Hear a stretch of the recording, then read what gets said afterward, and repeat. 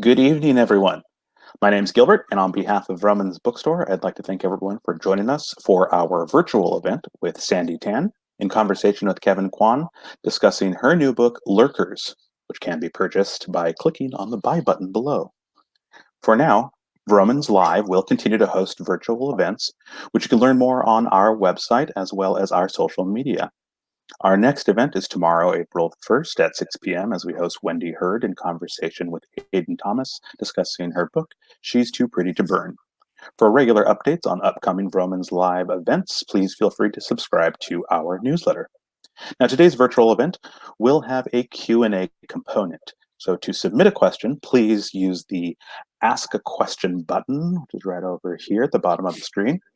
If you see a question on the list that you'd like for our speakers to answer, please click the like button, just kind of the arrow on the side, and we'll try to answer as many questions as time will allow.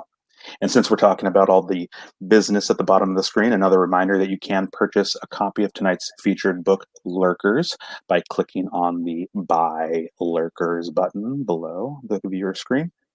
The link will redirect you to our website where you can continue your checkout process. Now, there will be signed copies available as soon as tomorrow evening.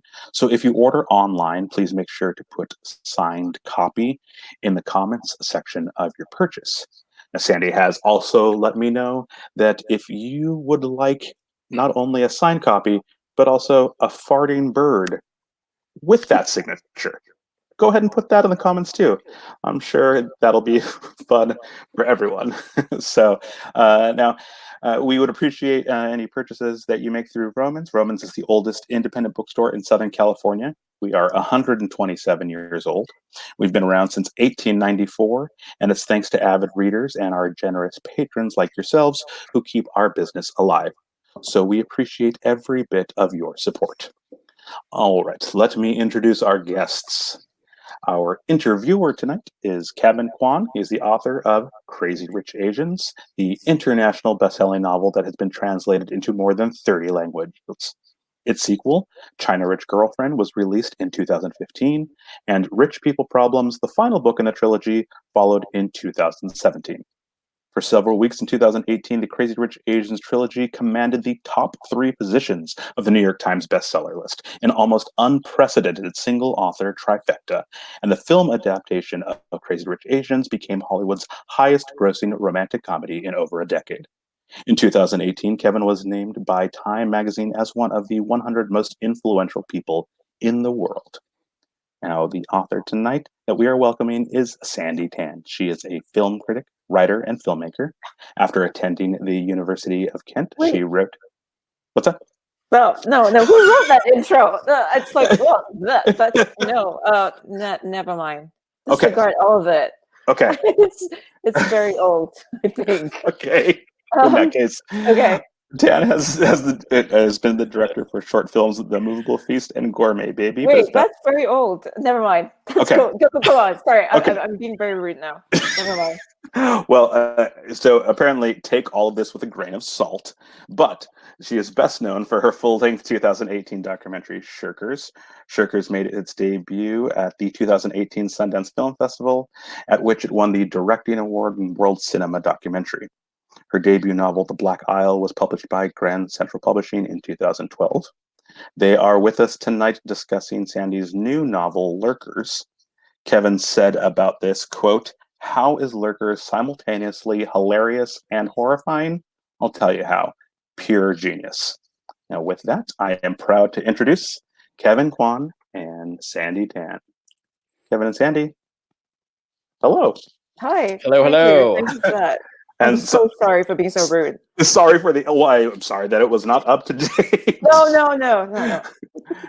So thank you so much for being here, and I will give the floor to the both of you. Thank you. Thank you. So what should be your bio? I mean, the bios are kind of appalling, right? So I don't even know who submitted mine either. Because yours is so impressive and real. And it's just very, I don't know. It sounds squares. a bit Are we little squares? I don't know. Are we little squares on the screen right now? No, we're big squares. Oh, really? Then something's wrong with squares.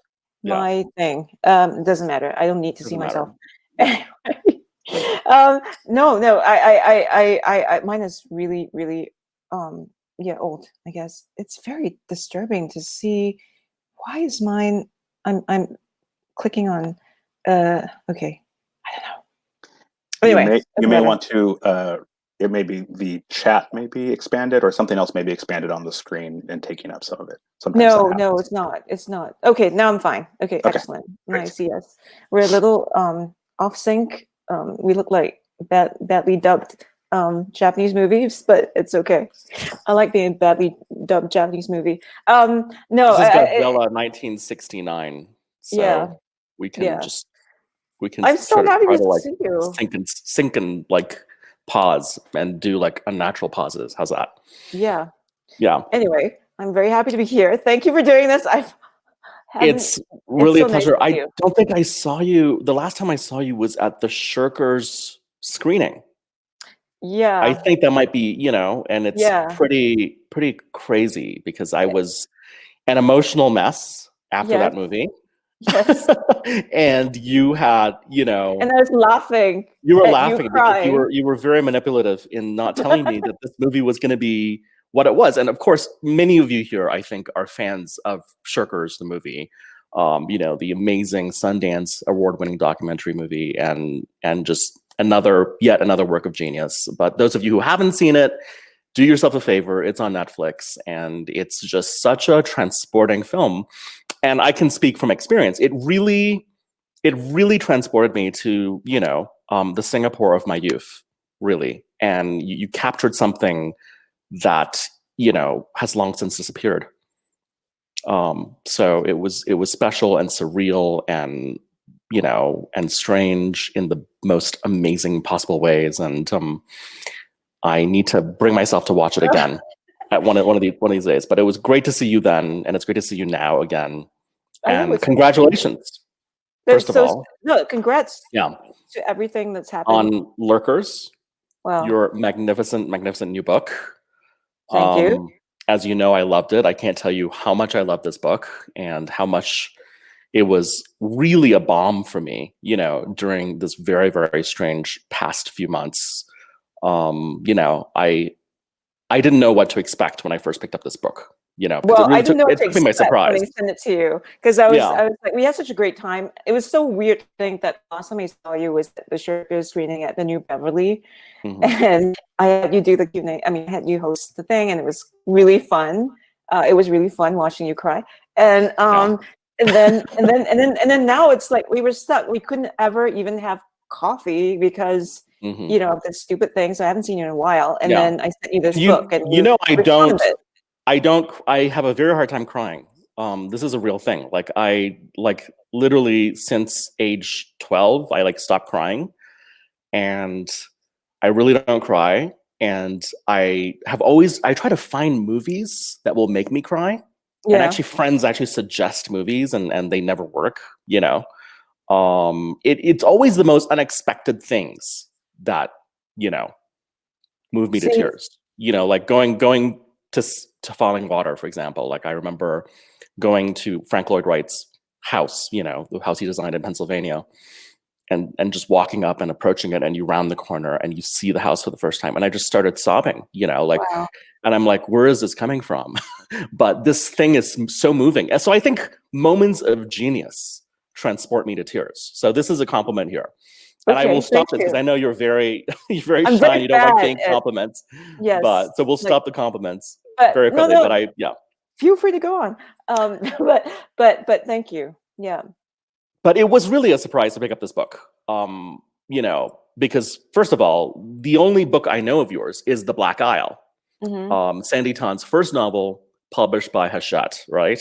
Yeah. I believe. And that book I loved, but that was an epic historical sweeping saga that is a completely different beast from what we have here, so let's start from the beginning, with this book, because first of all, the existence of this book itself kind of took me by surprise, right? Because all I know is, you're winning all these awards for Shirkers, and you're going on world tours, and you're in Venice, and you're in, you know, I don't know, Kevin Kwan is Busan. You were No, in I've Iceland. never. You were in all these Okay. like amazing Right. festivals. Okay. And then, you know, one day you just casually mentioned to me, you were like, "Hey, I wrote a new novel, and can I send this to you?" And I'm like, "What? When did this happen? Like, when did you even have the time in the last few years to write this novel?"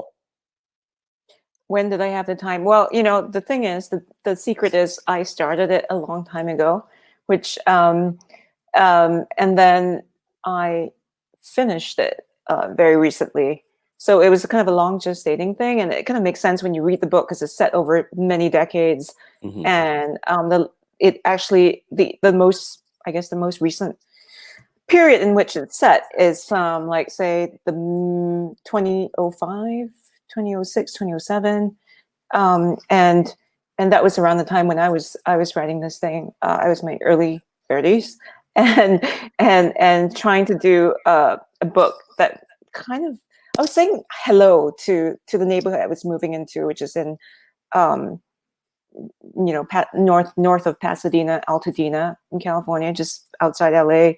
And the way I sort of like try to get under the skin of a place. Well, the Black Isle was me saying goodbye to a place, and this was me saying hello to a new place. And it's my way of kind of learning, well, fitting in somehow, or just kind of making it make sense to me, is kind of to write my way into it, to imagine my way into. Yeah, that was about 2005, 2006 is really yeah, when that's you when I began. started thinking, yeah, and it was just, you know, unfinished. And then it's only kind of like, you know, with time you realize what you were actually trying to say with this, and what those lives, you know, what actually connected those people together, and what this place actually is. Because one of the things about writing about LA is that LA is so hard to pin down, especially the suburbs. I mean, its charms is so not apparent. I took maybe 20 years, 15 years to kind of stop hating my neighborhood. You know what I mean? It's only at the end of 15 years that I realized that its charms are invisible.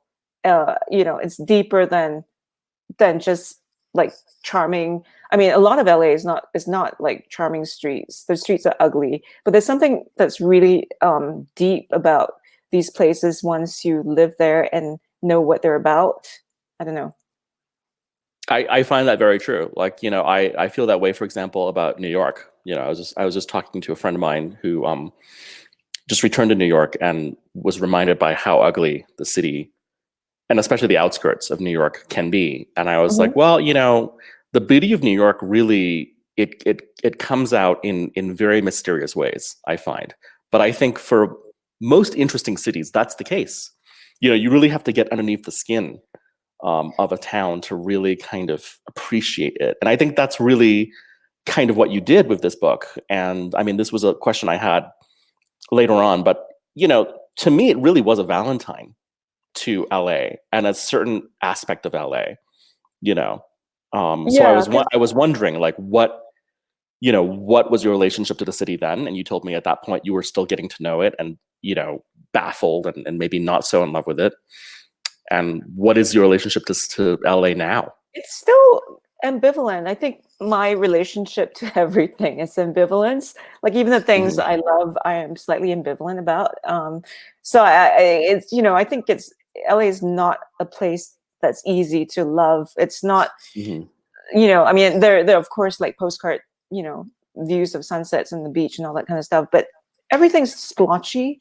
If you try to do a kind of a unified picture of it, you can't. It's really difficult. I mean, a lot of people have tried to do so. You have the noir novels that concentrate on a certain aspect of LA, but it just completely negates a whole bunch of other things. And then you have the kind of fluffy shopping TV, you know, / kind of fashiony sides of LA with, you know, lush life, and that's one aspect, and you're ignoring everything else. But so the thing that I realized, the way you could sort of capture everything, I guess, well, not everything, it's just one particular neighborhood or one suburb of LA, really is when I was walking around and looking at all the houses around me over the years, and I'm thinking that all of them look so familiar to me because I've seen them all before in movies and TV. Like they just exist. You know, like the house from Halloween is a horror movie in that. The house that I lived in for a long time looks like Buffy the Vampire Slayer's house. I mean, it really does. And then you go down the street and it's the father of the bride house. And then you have, craftsman houses that stood in for, I don't know, like Midwest or something. And you suddenly have this whole history of TV watching of when I was a kid in Singapore, watching all these TV shows from America, and movies, that you've, like these 80s frat boy movies or comedies by John Hughes, and then they're all shot there, and suddenly you realize, oh, the way to tell a story about LA that really makes sense is to kind of be faithful to all the various genres that exist. So all like different people live in different movies or different TV shows, and they have different rhythms and different, speech patterns and things. And then you kind of like watch them collide in a way, because that's what life is. Maybe, I don't know. It's the way I try to make sense of all of this. And somehow when you have that, it's kind of funny. I mean, to me, it's making sense to me in a whole new way, because, of course, I realize that, you're so influenced by cinema. How could you not be? You're so influenced by what you've seen on TV, in movies, and being a filmmaker yourself. It works its way into your work. There are passages, there are moments that are just so cinematic. I mean, at one point you even mentioned David Cronenberg, one of my favorite directors. So, I can see now how the whole influence of your history of viewing films and TV and all that percolating in your mind kind of worked its way onto Santa Claus Street in a way. And you were able to create different genres and mix them up in one book. Am I accurate in sort of saying that? Yeah, I think so. Yeah. And hopefully it kind of makes sense, and it's sort of entertaining, and, and that was my idea, is to kind of make the horrible and the lovable and all of that. Not only was it hugely entertaining, I felt like it was so unpredictable to me. Like, I had no idea from chapter to chapter where this book was going. And, I have a really hard time reading novels, quite frankly, because I'm always guessing the plot, or I'm always playing games and always deconstructing what other writers do, and novelists especially. And it takes so much for me to commit to someone else's world and story. Like, I read 99% nonfiction, quite frankly, So to find a book like yours that is so sort of remarkably original in every way, and I just didn't know the ride you were taking me was so unexpected, and the characters were so unexpected that I'm absolutely in awe of like how you did this, I think it's because I have short attention span. I mean, I'm like the great non-finisher of books. And so for me, when I want to take people along, I really know that I have to kind of grab them and kidnap them and just, shove them in the trunk of my car. It's that kind of thing where you want to just like really take them along. And so you try your best to maintain, I don't know, try to keep, like, you're writing for somebody as stupid as yourself, which is me. And how I would, what would keep me entertained, like, and not bored, and not know what's coming next, that kind of thing. Well, for those of you who haven't read this book yet, I mean, I think you're in for such a treat and such an amazing wild ride. So I actually am going to read this book again, because even going through it today, thinking of questions, there's so much there that's so loaded that it demands a second and maybe even a third reading, because it is, you pack in a lot in a book that is not that thick. See, and thank you, like, because you're a good reader. There are some people I am glad to not read my book. Like I was saying to you earlier before, we jumped on this thing, that I got an email from my father, who is not my favorite person, but he and he probably will never hear this, but he says, so he says he bought a copy, and I quote, he says, "But I do not wish to read it, as it would be like peering into your soul." and I thought, okay, that's great. I mean, because the takeaways I get from this are, one, you bought a copy, which is fantastic. And then secondly, it's better than asking for a free copy, right? Yeah, You're exactly. a box Which for is what he normally would. right? But and secondly, it's that he actually thinks I have a soul. So that is something. But I'm actually, and then he says, notwithstanding that, I will follow the progress of the launch with interest and with pride. It is so formal, but it's it's nice that he bought a copy, and that's all I care about. It's like, as soon as I saw that, it was like, okay, fine, thank you. It's I feel like that's very specific to family, because that happens to me too. I remember, and I don't ever ask people if they've read my books. Yeah, but no, I actually sometimes don't want people to. Yeah, but I've heard other people ask family members or relatives, like, whether they've read my books before. And the most common response is, oh, I started it, but I haven't finished it. And that, to me, they're covering their bases. So there's no accountability, right? Yeah. Because they've shown that they're in some way supporting you. Yeah. But then they don't have to give an opinion of it whatsoever. Yeah. Because, I think it's a very Kiasu way of working, quite frankly. Yes, it's a very Singaporean culture that we both come from, Yeah, and that so I just find it really funny. I'm like, yeah, no, but okay, the thing is, I'm so happy that people like my relatives aren't reading it, because I don't want them to read and encounter passages where I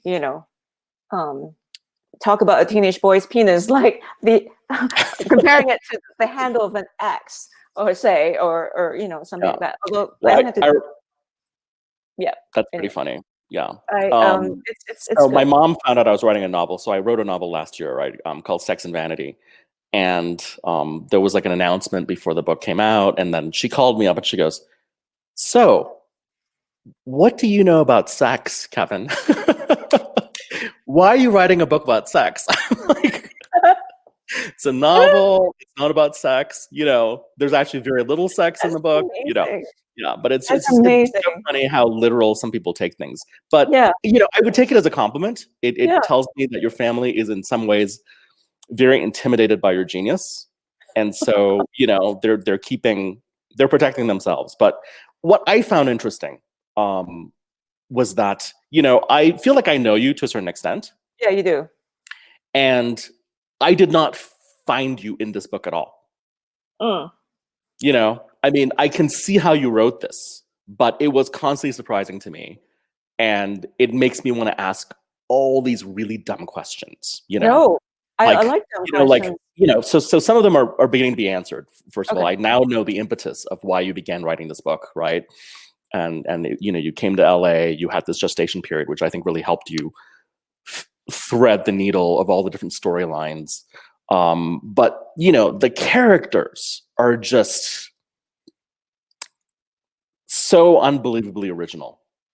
We have Rosemary and Mira, two Korean Americans. We have Raymond Vanderholt, horror novelist living alone. We have Mary Sue Ireland, a single mother, who is white, who adopts a Vietnamese daughter, Kate, who has her own issues and her flashbacks to her violent childhood. And then we have Mr. Z, the creepy drama teacher. Now, Mr. Z, to me, is the closest to who I know of you. You know what I mean? I am Mr. Z. Well, but I can deduce, there could have been a Mr. Z in your life, or you've encountered different Mr. Zs. But these other characters, they are so beautifully rendered, with such authenticity, and they really kind of have this truth to themselves. Every single one of them. And I'm just wondering, how did you pull that off? Like, how do you create characters, especially for this book? First of all, because I'm just so easily bored, I always, I just, I don't know, from the gut, I guess, from, just inventing people who don't bore me or don't bore me to write, about. I guess it's basically it. And then wanting to, what kind of milieu I want to tell, so for instance, I'm in all of these characters. I just hide myself really well. There's aspects of me in all of them. I'm maybe closest to Raymond, who is the aging, horror novelist who is slowly getting, obsolete and all of that, and I feel closest to him, although not your trajectory at all. But he's based, and he likes to buy things out of catalogs, which I don't. But he's kind of based on a real life author that I have experienced and have been in the home of, very well known, who has like walls and walls of shelves of his own books. And and maybe that's a common thing in the world of famous authors, but I don't know, maybe that's that I mean, just as, but I will say now that is not you, Kevin, but I don't know, maybe that's what people do. But so that's actually drawn from somebody I know, and then kind of really altered and made him into, with a, he's a gay guy with, kind of grew up in the Midwest and is quite haunted by his past. And basically it's everybody, whether young and old, coming to LA, but they carry with them things from where they came from. So they're constantly, being, I don't know, it's like PTSD from being from somewhere else and trying to seek home in LA, which is a very elusive place. I mean, it's very slippery. It's not the most friendly, conducive place. I mean, it seems on the surface like you can just buy your nice little house and settle in, but it's very elusive. It doesn't, help you feel like at home immediately, especially if you come from elsewhere. So it's a lot of, these people are just trying to establish their sense of home. And I guess they do it in different ways, and they come with different kinds of baggage.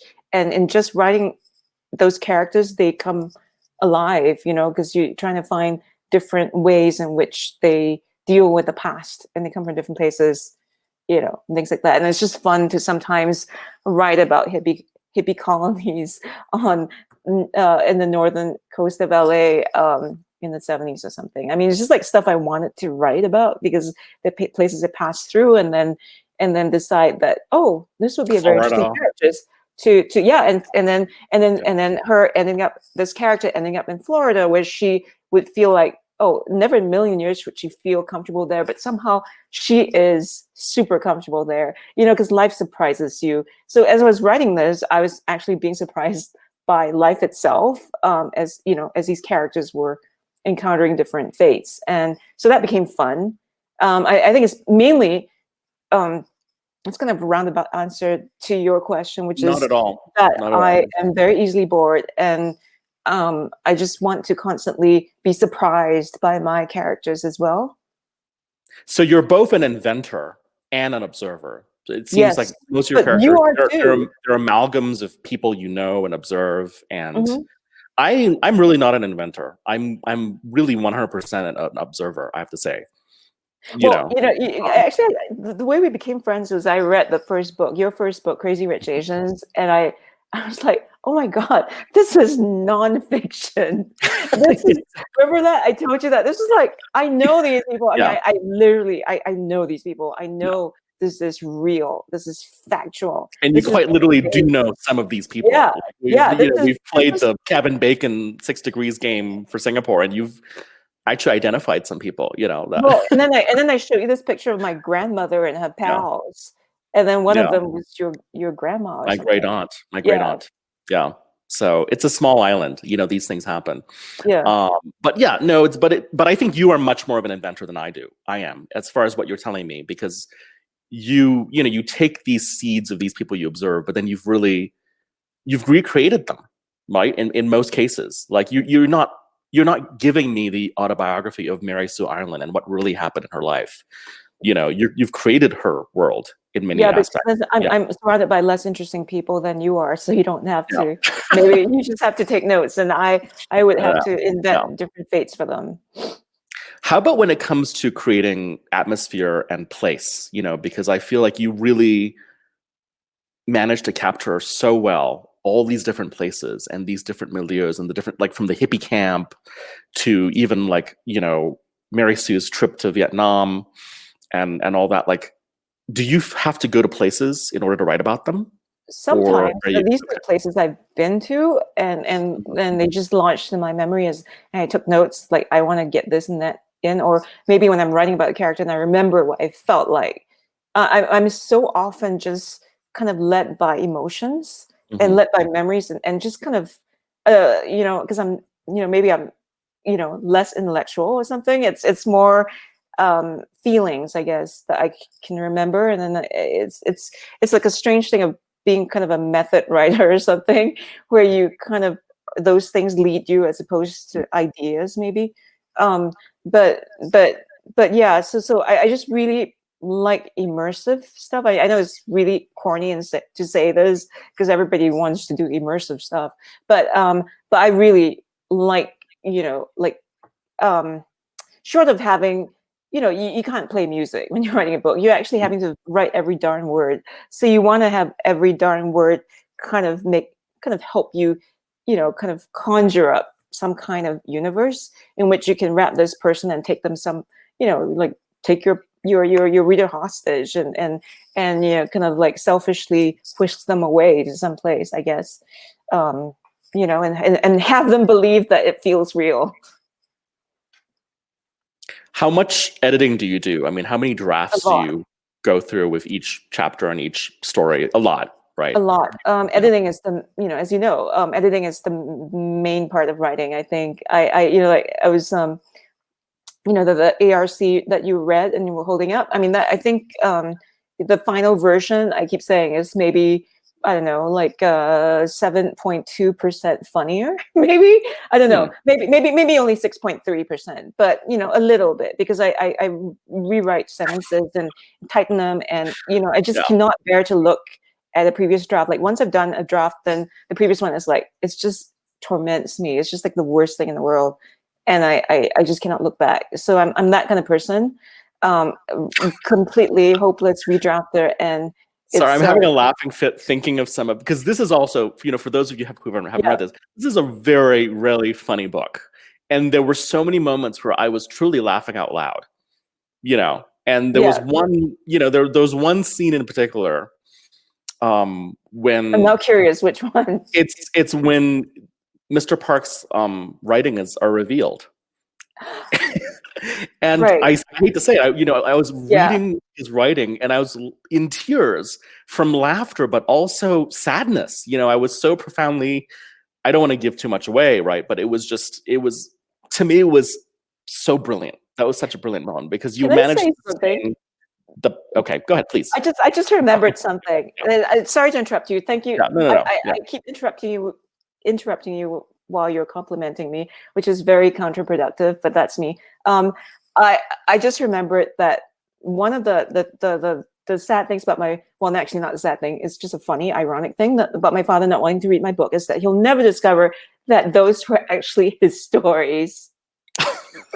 I mean, he wrote a stack of short stories because he fancied himself a writer of short stories, and he thought about like 15 years ago, and he sent them to me and wanted me to help him get them published. And I just couldn't stop laughing. So a lot of those letters really are based on his writings. Yeah. You're telling us this is a newsflash. This is a huge revelation for all your readers out there. Yeah. I mean, altered to protect the names, altered to protect innocent. But essentially, those were the root of all this. I mean, this is how things appear. I mean, wow, truth is stranger than fiction. I mean, how do you make really... a dancing banana woman?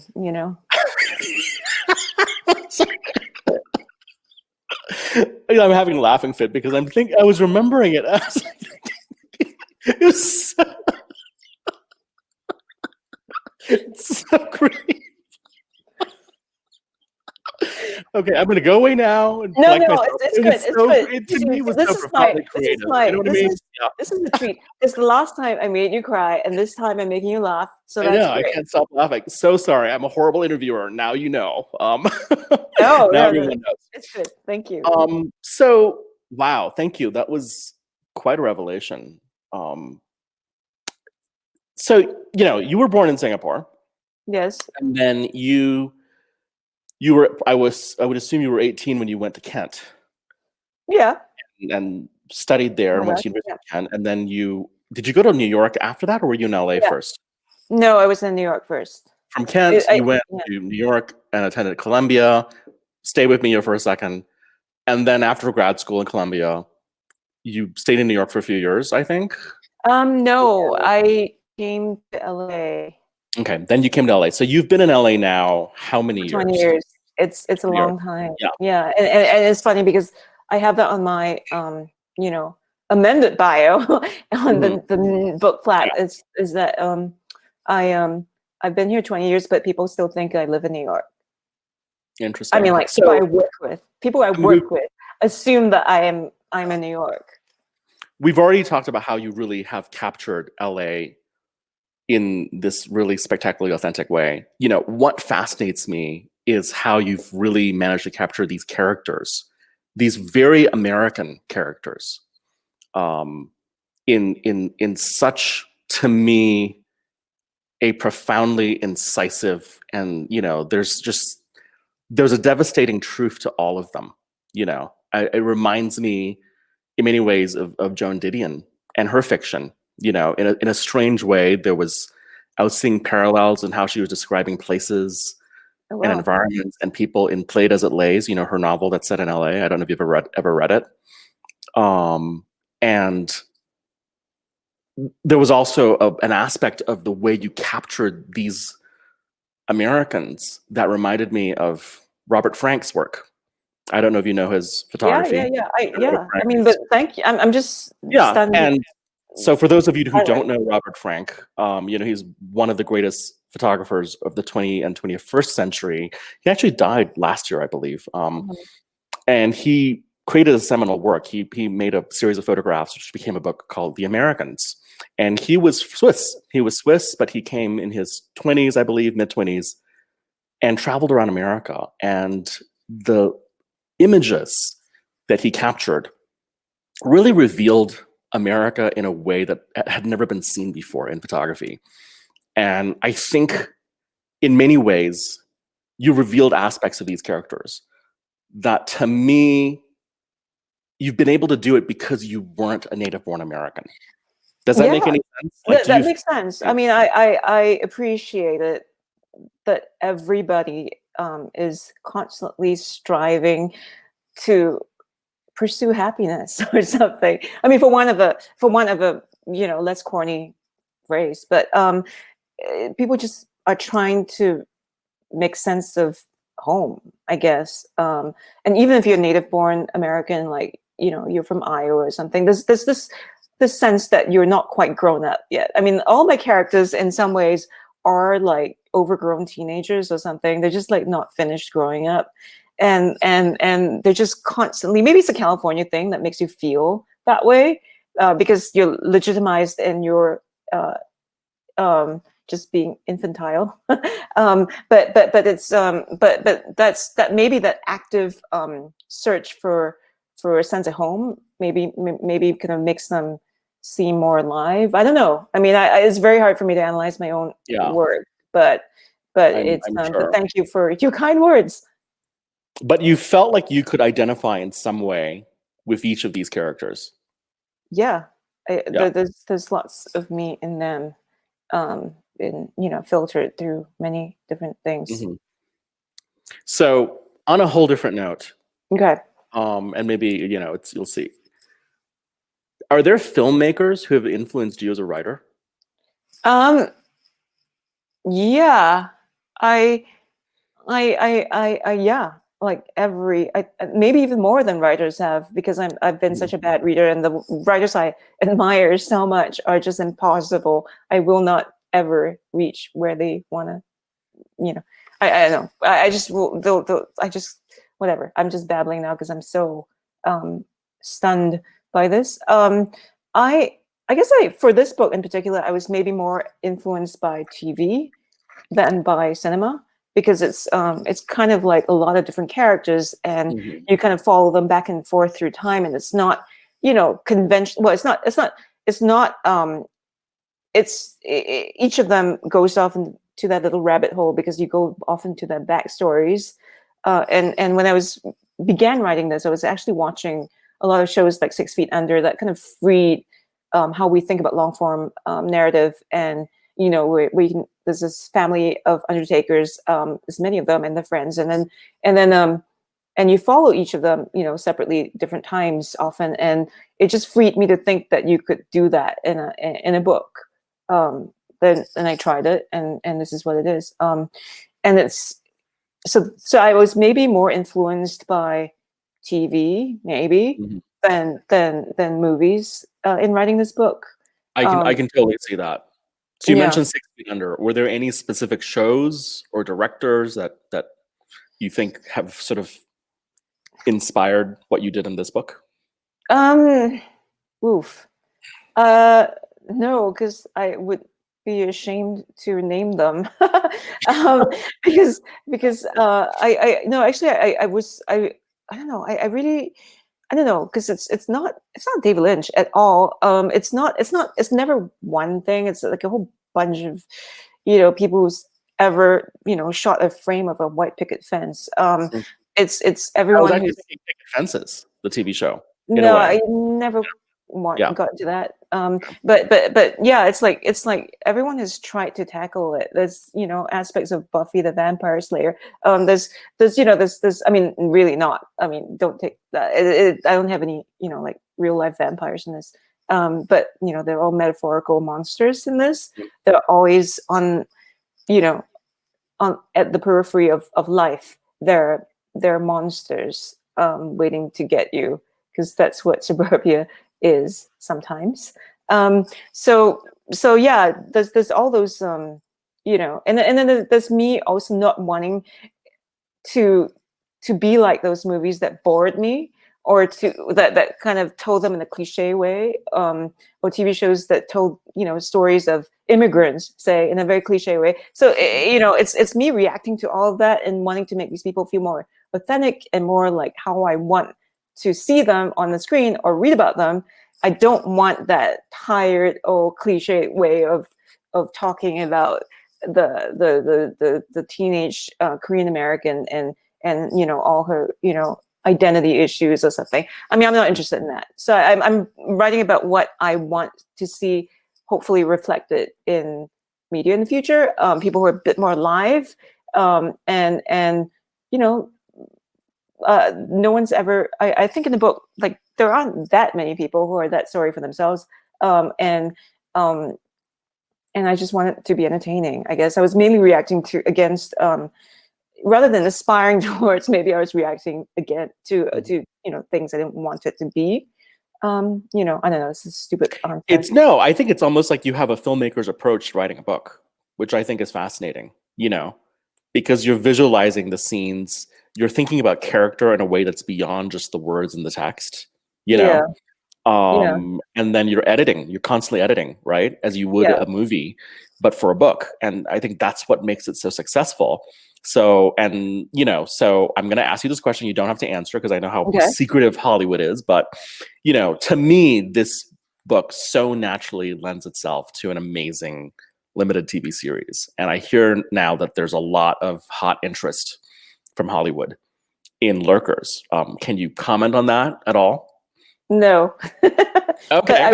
But I see your fingers are crossed. So yeah, I mean, I'm talking to people with who good taste. I think people with good taste that I get along with, and we'll see. I mean, as you know, we talk about this all the time. We are so fucking superstitious and careful that we know don't better ever than discuss anything until it's done. Until it's actually done. But yeah, I mean, I'm hopeful, that something interesting will result from this. Well, knocking on wood, but I think something interesting is going to happen, and I, would love to see you even direct it, quite frankly. Yeah. Although you might feel, if they allow me, allow me. Totally, yeah. And I'm completely fine if not, but we'll see. So I'm going to delve into our question and answer part of this now. And so I see some questions here, but please, everyone, ask questions. Sandi loves questions. And we'll get into them,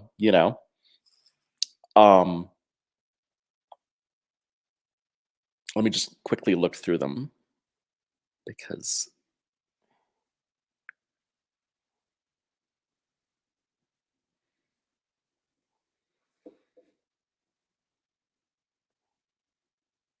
I wish we were doing this in person. It's so much more Yeah, fun. totally.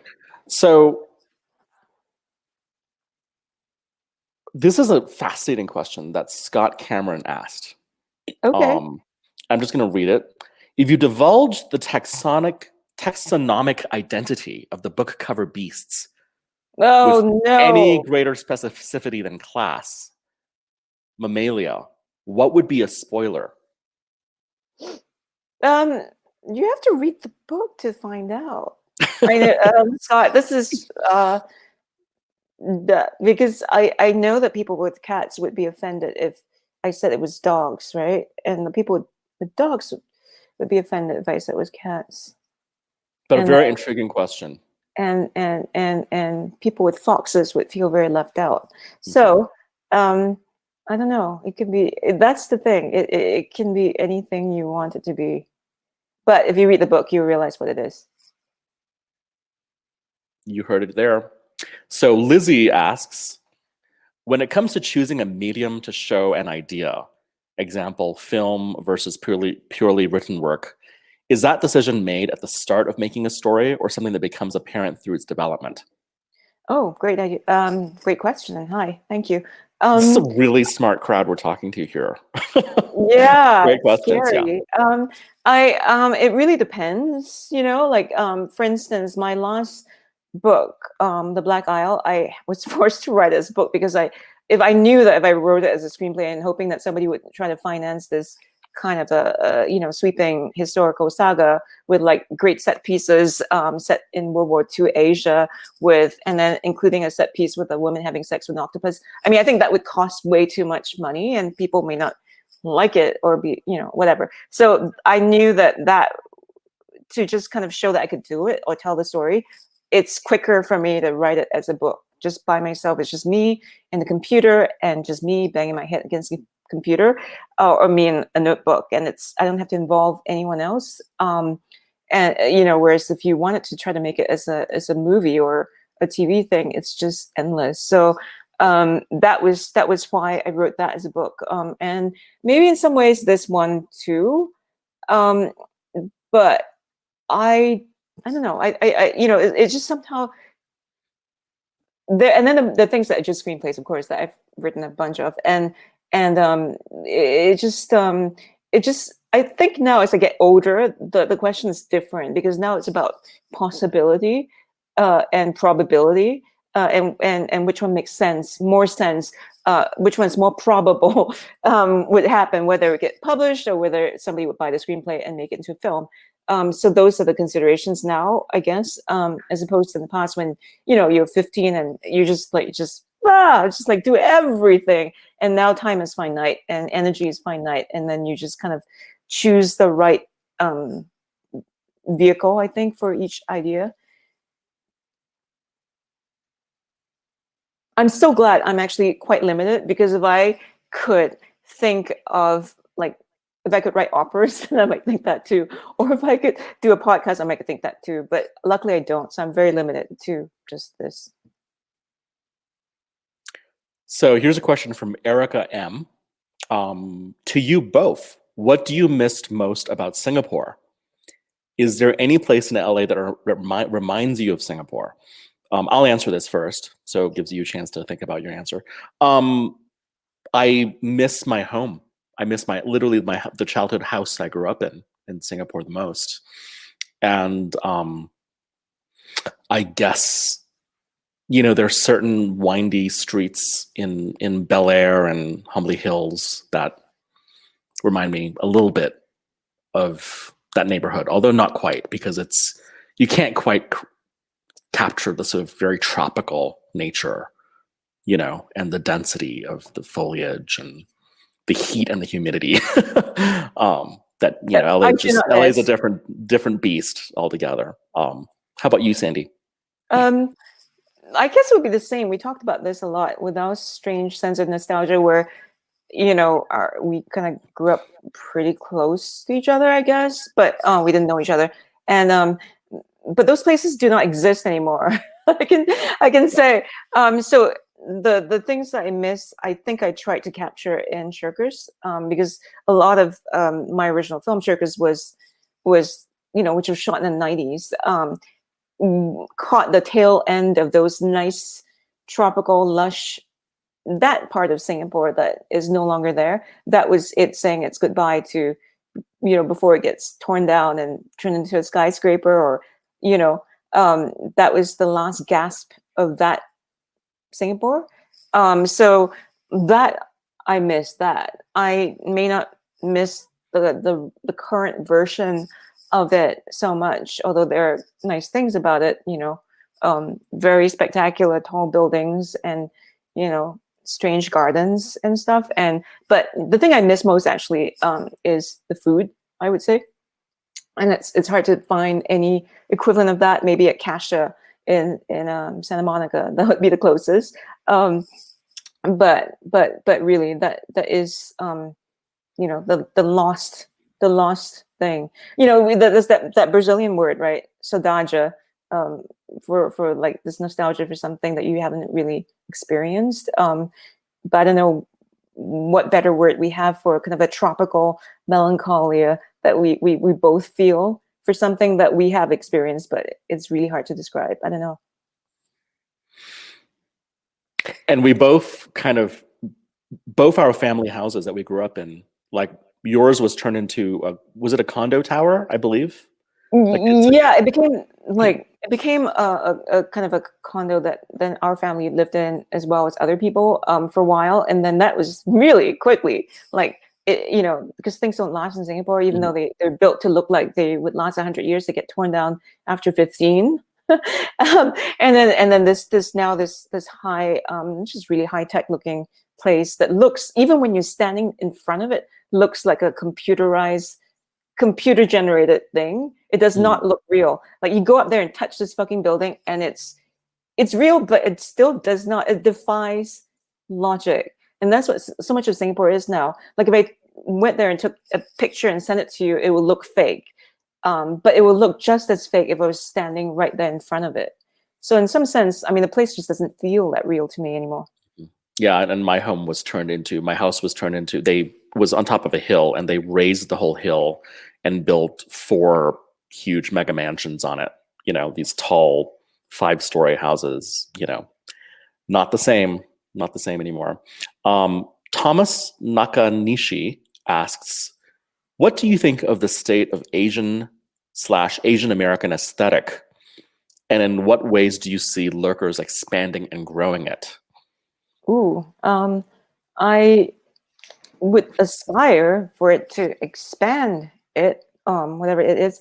There are so many, it's such one of the things I find lacking in the conversation in general is that people tend to treat the Asian American cultural thing as this one, finite entity, when in fact it is as diverse as anything. It's like an ecosystem all its own. You have the really kind of pop cultural end of it, like exemplified by, giant robot and things like that, and then you have these kind of, and then you have like David Chang as well, people like that. And then on the other hand, you have the super refined Chang Rei Lees and, and then you have the kind of PBS types. And it's all quite different. There's so many different aesthetics. I don't know where I belong exactly. I think I would be probably more on the pop end of it. But it's completely open to everybody. I mean, however people want to take it and see it and consume my work. But I do hope that with Lurkers and with Shirkers that it expands the conversation a little farther and show that it's not just this one thing, or and there are many ways you can approach talking about culture, I guess. I think you've definitely done that. I feel like there is not a single thing cliche about this book, and in many ways, like I don't even think of it as being within a genre. I certainly wouldn't think of it as being in an Asian American genre of books. Yeah, because that's really your characters are a diversity of people and backgrounds. And a couple of them, is it 2 or 3? There's at least 3 or 4 characters who are Asian or Asian American, but they're wrought in such original, authentic ways, you know, and I think that's really what we need more of, you know, and you're doing that. You're showing the complexity and the true flesh and blood behind, you know, behind these characters. And hopefully with a sense of levity, you know, which I find is often very lacking in these discussions. Like I said, laugh out loud funny in many places, and so creepily perverse in others, you know, and like you go places that I think people will not be expecting, that will hopefully be a huge treat. So here's a question that I want to know also, from David N. He asks, do you know the ending before you start writing? Ah, nice one. No. Sometimes I do. I mean, you know, it is specifically with regard to this book, I would say, no, actually, I wouldn't. No, because I tend to write all these different characters, and then they kind of take me away somewhere, and they take me to its logical conclusion. Somehow it's I don't know, it's something your gut does, and it just tells you when it's ready to end and how. That's even more impressive, knowing that, you know, knowing how it ends for me, you know. So I'm going to mash two questions into one because they're sort of related. Laurie Smith asks, how has your career changed since Shirkers premiered? Do you have a lot of more opportunities in film and TV? And then Erica M asks, do you have plans to make more films? Sandy, you know. Yes, of course, I do plan to make more films. Erica, I hope to. I mean, because you know, you always say that. Like I'm actually, you know, those of you who read books better than mine, I am adapting or have adapted Elif Batuman's The Idiot, a novel, and we're kind of in the process of trying to turn that into a movie, a feature film that I'm directing. So that is one, and then how has my your career changed since Shirkers? And then do you feel like you have a lot more opportunities? I do, I guess. Yeah, and because before that, like it was trying to explain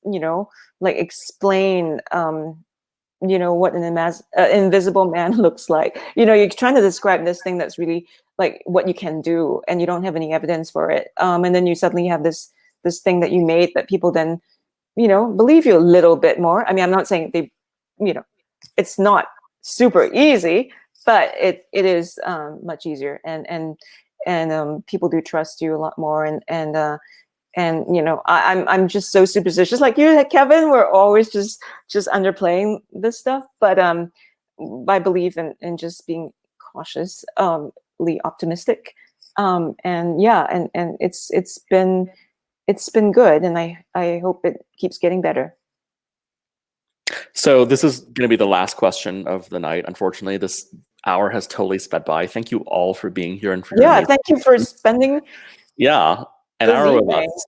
Yeah, and putting up with my incompetence as an interviewer. No, you're so good. Jesus, yeah. So the final question is, and this comes from Thomas again, Nakashini. Sorry, I just misbotched your name. Nakanishi. Apologies. So, the farting bird, what's the backstory? It's just fun to draw. And it's just something that I just, you know, I can, it's that or a screaming squid. And it's, I don't know, it's maybe it takes too long. I don't know, whatever. It was just something I drew when I was signing books a few weeks ago, and realized I could do that without embarrassing myself too much. But also because if you read the book, I think birds do figure in the book. They sure do. And I want both on my signed copy, Sandy. So. You will get both. Thank you. Well, thank you so much. It's so weird to be doing this. Can I just say, I know it's so cliche to say this. It's such a quiet room. Like you don't get to see anybody. You don't get to hear anybody. You don't know if you're bombing. I mean, you probably are. But I'm glad that they have stayed on. And I'm just, you know, I'm grateful to be doing this, but it is awfully strange. Well, thank you both for participating, and I agree. I cannot wait until we can do in-person events, and it's definitely still getting used to it a whole year later. But this was fantastic. I think, definitely based on the comments from everybody. Everybody really enjoyed it, and kudos to you both. Thank you, Kevin, for interviewing. You undersold your interviewing techniques. It's fantastic. Sandi, thank you so much. And I would like to remind them that if they want to have a signed copy, I was told to say this, like to the ones who join us late, people who join us late, you can buy that from Vroman's website and just say that you want a signed copy in the comments section. I guess there will be a box there for you. But if you want to do it in person, you can, pick up the book like from tomorrow evening or something like that. Yeah, if you go and you click, you can, for those who are here now, you can click on Buy Lurkers down there at the bottom. It'll take you to our website. You can purchase it there. Once you get to the checkout screen, I believe they'll have a comments section there where you can put signed copy. But like Sandi said, you could also, if you are in the area and feel safe enough to, you can come to our store and you can purchase a copy there once they're available, like, hopefully after about tomorrow evening when they'll actually be there. Please thank you for supporting independent bookstores. A year on, we still need you all, and thank you so much for continuing to support us. It means the world to us, and thank you to both of you. This was really, really fun. And thank you for inviting us, Gilbert, and thank you, Kevin, for doing this. I had a great time. It was just great to chat and catch up and find out all my questions about the book. I hope I didn't. I know, it's like, as I said, it would be like us chatting and people just listening in. Yeah. Well, thank you so much, Vromans, and for all your help. You're very welcome. We're beyond honored that you both came on to do this for us. And any of you that did tune in late, this will be available for replay once the event is over. You can use the same link and it'll be there to replay. And then within a week or two, it will also be available on our Vroman's YouTube channel. So thanks again to you both. Make sure to buy Lurkers and support your local independent bookstore. Have a great night. Thank you so much. Oh, wait. Your donut. I'm ready. Thank you. All right. Good night. Take care, everyone. Thank you, everyone. Good night. Thank you.